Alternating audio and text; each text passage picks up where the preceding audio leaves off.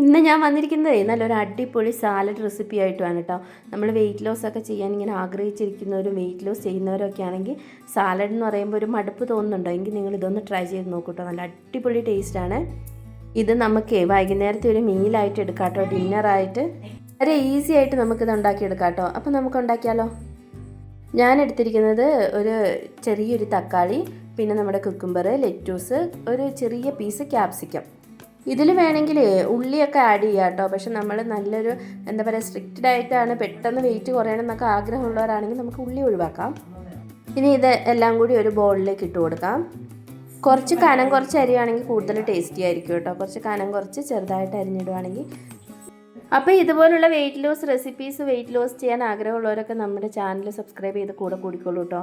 ഇനി നമ്മുടെ മെയിൻ ഐറ്റമാണ്. ഇതിന് ഒരു 100 ഗ്രാം ചിക്കൻ ഉണ്ട് കേട്ടോ. ബോൺലെസ് ചിക്കൻ എടുത്തിട്ട് ഉപ്പും കുരുമുളകും ഒരു കുറച്ച് കാശ്മീരി മുളക് പൊടിയും കൂടി ഇട്ടിട്ട് ഞാനൊന്ന് കുക്കറിൽ വേവിച്ചെടുത്തതാണ്. അത് ഇതേപോലെ പിച്ചി അതും കൂടി ഇട്ട് കൊടുക്കാം. ഇനി ഇതിലേക്ക് കുറച്ച് ക്യുമിൻ പൗഡർ, നമ്മുടെ ജീരകപ്പൊടി, കുറച്ച് കുരുമുളക് പൊടി, ഒരു ശകല ഉപ്പിൻ്റെ അളവൊക്കെ വളരെ കുറയ്ക്കണം കേട്ടോ. ഇതെല്ലാം കൂടി ഇട്ട് കൊടുത്തിട്ടൊന്ന് നന്നായിട്ട് മിക്സ് ചെയ്തെടുക്കാം.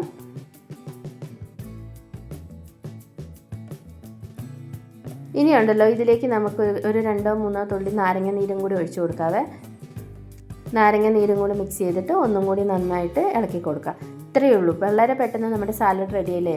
ഇത് നല്ല ടേസ്റ്റിയാണ് കേട്ടോ. നിങ്ങളെല്ലാവരും എന്തായാലും ട്രൈ ചെയ്ത് നോക്കണം. മറക്കാതെ നിങ്ങളുടെ കമൻറ്റ് അറിയിക്കണേ. അപ്പോൾ ഇത് നമ്മുടെ സാലഡ് ഇവിടെ റെഡി ആയിട്ടുണ്ട്. ഇനി നമ്മളൊരു ചെറിയ ബൗൾ എടുത്തിട്ട് നമുക്ക് ആവശ്യമുള്ള പോർഷൻ ഇതിലേക്ക് എടുക്കുക, കഴിക്കുക. ഇത്രയേ ഉള്ളൂ. അപ്പോൾ മറക്കാതെ എല്ലാവരും ട്രൈ ചെയ്ത് നോക്കണം, എന്നിട്ട് അഭിപ്രായം പറയണം. അപ്പോൾ വേറൊരു വീഡിയോയിൽ വീണ്ടും കാണാം. ടാറ്റാ.